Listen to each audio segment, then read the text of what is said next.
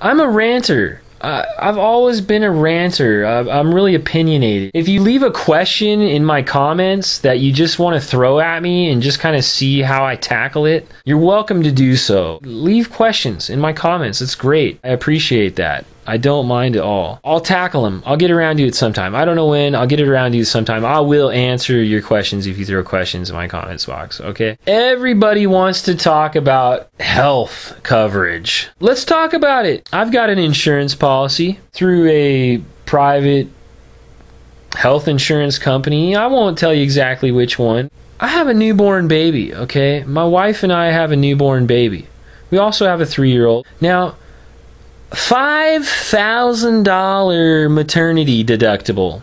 I'm very unhappy. First of all, I don't believe that any kind of average American has $5,000 ready to go to spend when you find out you're going to be having a baby. $5,000 is a huge amount of money. People don't budget for this. We tend to live with 1 to 3 months ahead of us in mind, at least in my my economic class. I'm worried about making it through the next 2 to 3 months. How far you think about planning your life into the future has a lot to do with your economic class. If you're thinking about where you're going to be financially 10 years from now and you're constantly focused on that, you're probably in a high economic social class. If you're worried about making it through the day, you could be homeless or deeply impoverished, worried about what you're going to eat, worried about reliable transportation to a food bank. If you're concerned with making it through the month,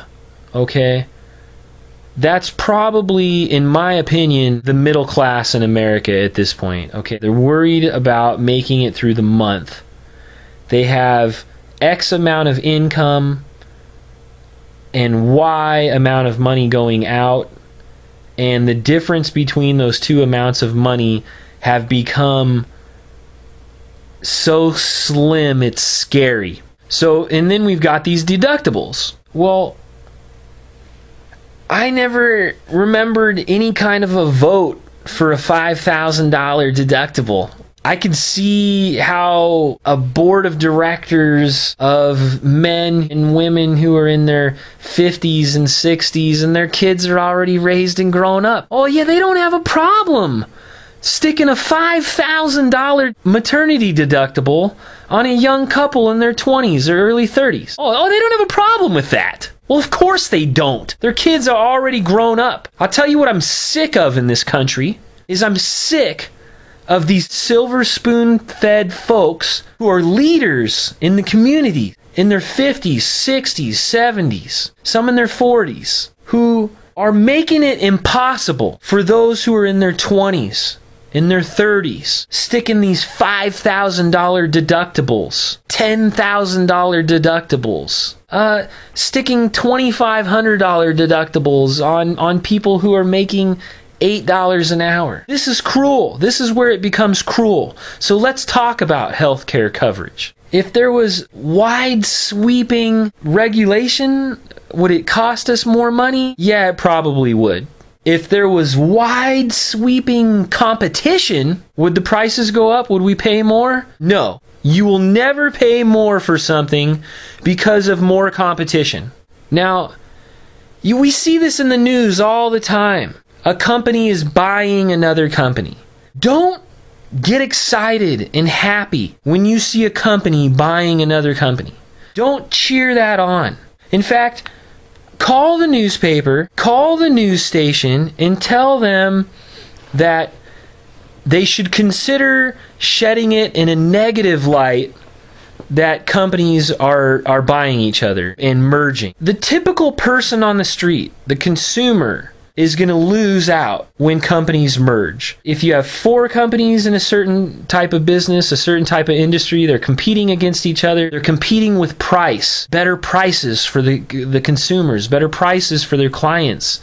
They're doing this with quality of the product, quality of the service. They're going to offer more. They're going to run more efficiently in order to be competitive with their competitors. Competition is what you want. More competition is what brings the prices down. More competition is what makes this America. If you are in any type of government position, I strongly encourage you to, in your day-to-day operations of your, whatever your position might be, if you work for the government, you should constantly ponder and contemplate how to inspire a climate of competition. How can you encourage competition? How can you bring about more competition? Now, I'm an entrepreneur.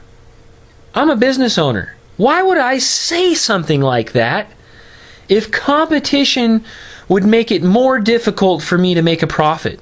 If competition would make me need to work harder to be competitive, to offer better quality, to offer lower prices? Why would I say that if that would directly hurt me? Well, the reason I say that is because it's really going to stop fascism.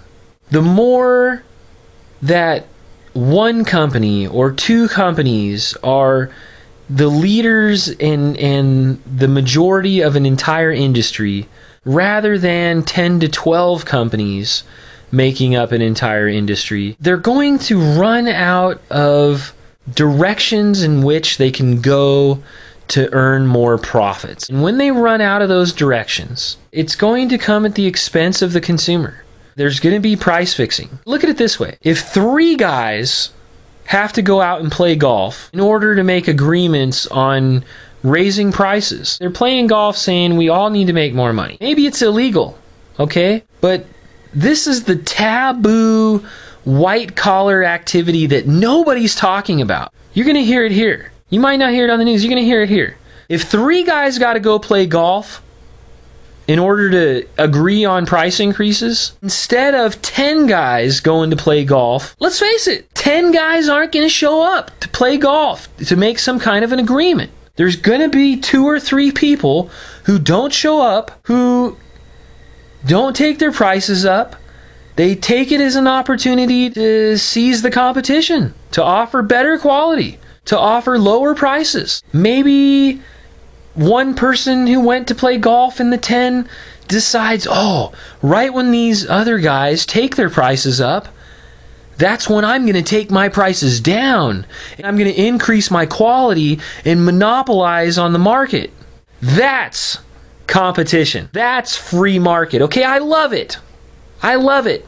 I love that about American business. What I don't like is the 3 guys got to play golf theory mentality. If you have an industry that went from 10 players in the industry down to 3, this is when the government needs to get involved and say no relationships between executive management of these 2 companies, no purchasing or heavy investment between these 2 or 3 companies. That's when the government needs to step in, because it is the government's duty to preserve a free marketplace. And when 10 competitors become one monopoly, there was no preservation of the free marketplace. This has got to be a basic fundamental understanding of what you need to be an American.